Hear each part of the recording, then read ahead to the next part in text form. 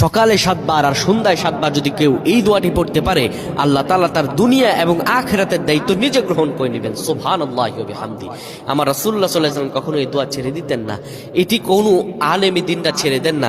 এটির ফজিলত আমি নিজেও পেয়েছি। কোনো ব্যক্তি যদি এখনো সে আমলটি করতে পারে, আল্লাহ তাআলা তাকে নিজে ফজিলত দান করে দিবেন। এটি এতটাই ফজিলতপূর্ণ দোয়া, আমি বলবো এই দোয়াটি প্রত্যেকের পড়া উচিত। আপনার পরিবার প্রত্যেকটা সদস্যের পড়া উচিত। এই দোয়াটি আপনারা শেয়ার করে দিবেন।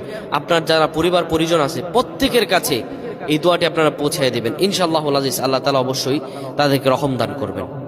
রাসূলুল্লাহ সাল্লাল্লাহু আলাইহি ওয়াসাল্লাম বলেন, কোন ব্যক্তি যদি সকালে 7 বার আর সন্ধ্যায় 7 বার পড়তে পারে, হাসবি আল্লাহু লা ইলাহা ইল্লা হুয়া আলাইহি তাওয়াক্কালতু ওয়া হুয়া রাব্বুল আরশিল আযীম। হাদিস আবু দাউদের 321 নম্বর হাদিস।